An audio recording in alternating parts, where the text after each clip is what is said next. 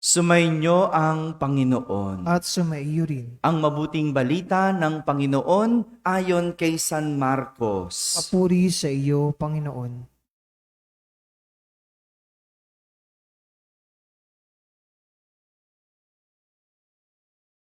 Noong panahong iyon, si Jesus at ang mga alagad ay nagpunta sa Kapernaum.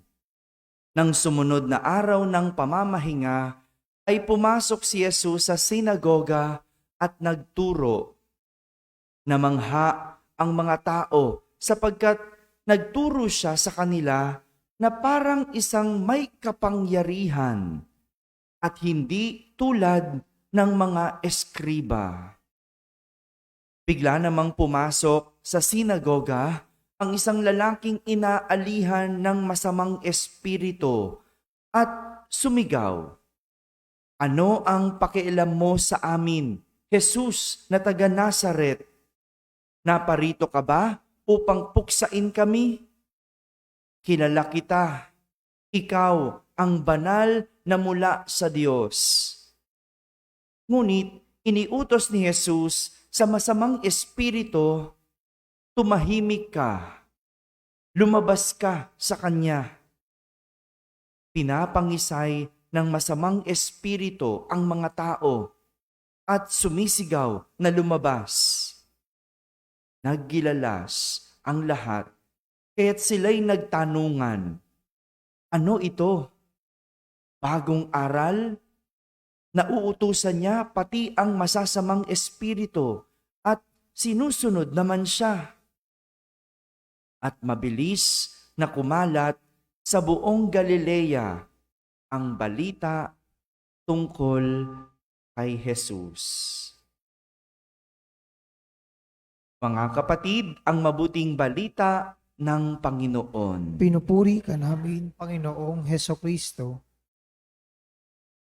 Isang magandang umaga po sa inyong lahat. Pakibati naman ang katabi ng pinagpalang umaga. Gising ba yung katabi ninyo? Buti naman, gising. Ano po? Nais ko pong simulan ng ating pagninilay sa isang kwento. Alam niyo po, naalala ko, nung nasa seminaryo pa ako, tandang-tanda ko, 2nd taon ko sa seminaryo.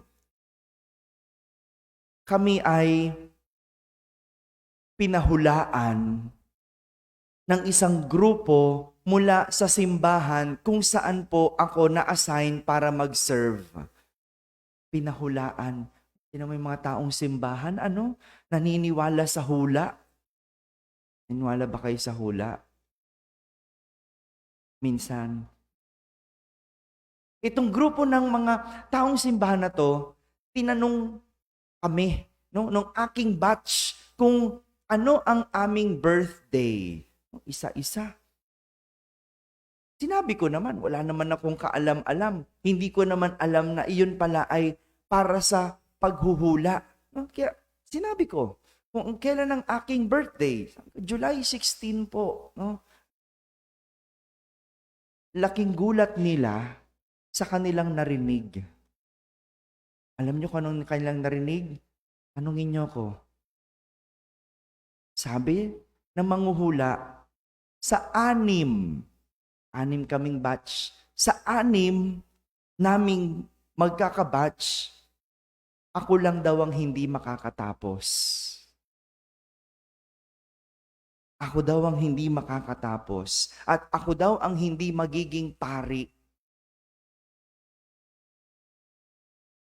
Nung umuwi na kami sa aming seminaryo, inaamin ko, nagkaroon ng tama yung sinabi nung mga taong simbahan na yon.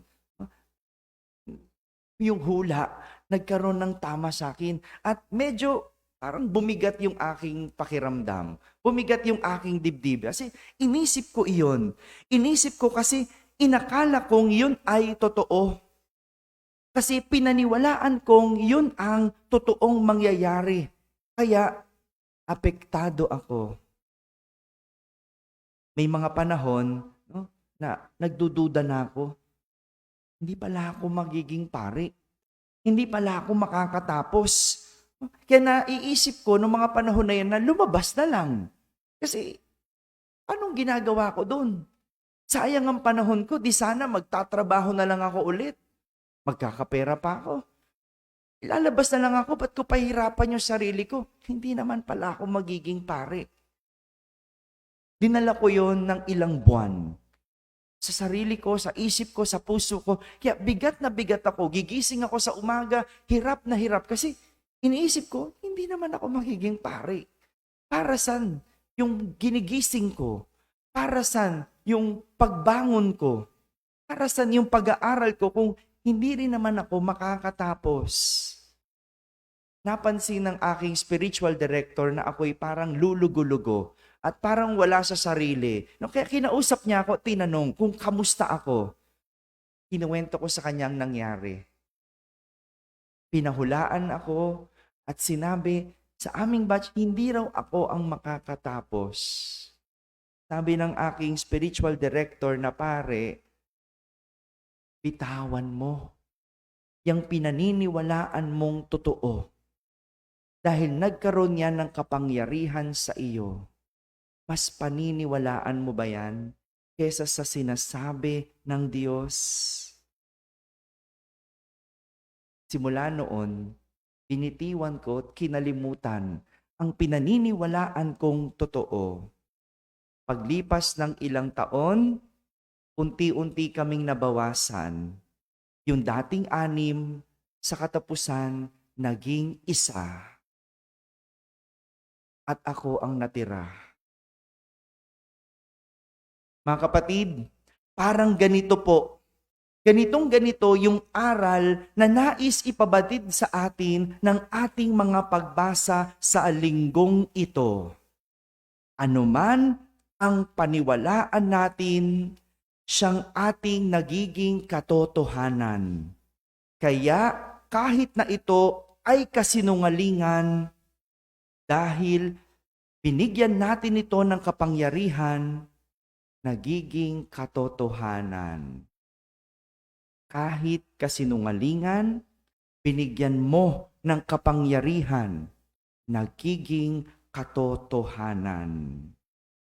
Kaya naman, sa ating unang pagbasa mula sa aklat ng Deuteronomo, sinasabi ni Moises sa mga tao, si Moises, pinakadakilang propeta, sabi niya, pipili ang Panginoon ng propetang tulad ko at siya ang inyong pakikinggan. Sa kanya ko ipasasabi ang ibig kong sabihin sa kanila. Sino mang hindi makinig sa kanya ay mananagot sa akin. Tingnan nyo, si Moises na nagsasabi, siya yung dakilang propeta, pero sinasabi niya, may pipiliin ang Panginoon na higit sa kanya. At siya ang pakikinggan. Hindi si Moises, yung pipiliin ng Panginoon. Ganyan, kamakapangyarihan ang pipiliin ng Panginoon. Isang propetang magiging kanyang tagapagsalita. Ibig sabihin, ang kanyang salita ay magmumula sa Panginoon. Ang sasabihin ng propeta ay hindi kanyang sariling salita, kundi salita ng Diyos. Kaya ito makapangyarihan.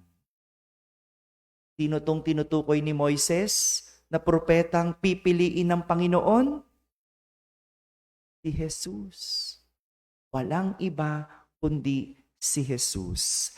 Kaya kung meron tayong pakikinggan, walang iba kundi si Jesus lang. Sino mang magaling, sino mang matalino, sino mang manghuhula, sino mang hari, sino mang mataas na tao, walang ibang pakikinggan kundi si Jesus lang. Samantala, sa ating ebanghelyo, narinig natin ang kwento kung paano nagturo si Jesus sa mga tao sa sinagoga isang araw ng pamamahinga. Namangha yung mga tao. Dahil nagturo siya na parang may isang kapangyarihan. At sabi, hindi tulad ng mga eskriba. Totoo nga. Dahil nang magpagaling si Jesus ng isang sinasapian ng demonyo, nakilala siya na mula siya sa banal na Diyos. Mula siya sa Diyos.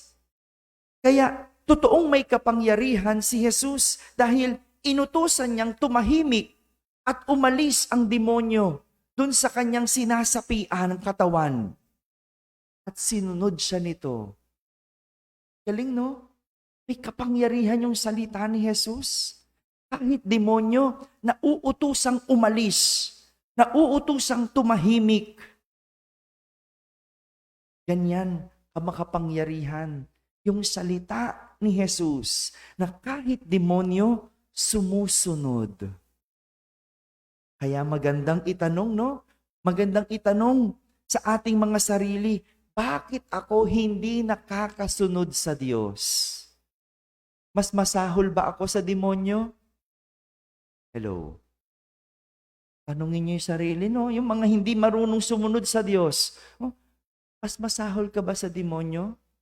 Yung demonyo, nauutusan ni Jesus.